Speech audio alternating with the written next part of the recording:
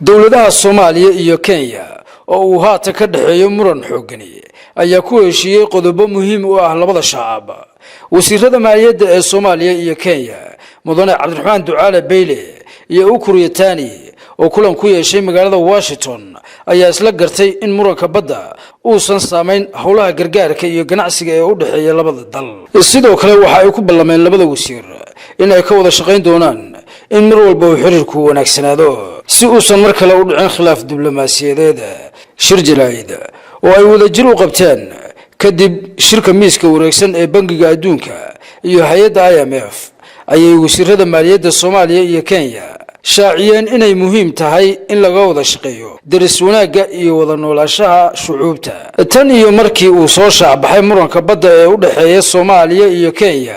oo salka ku haya dhul badeed dhan 150 kiiloomitir ayaa waxa si xumaanayay xiriirka labada dhinac kaas oo ka sii darayay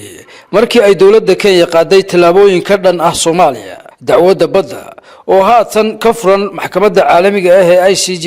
ayaa dib loo dhageysan doonaa 8 ilaa 12 Juun ee sanada soo socota ee 2020 iyadoo muddo 2 jeer dib loo dhigay kadib codsi ka yimid dhanka dawladda Kenya.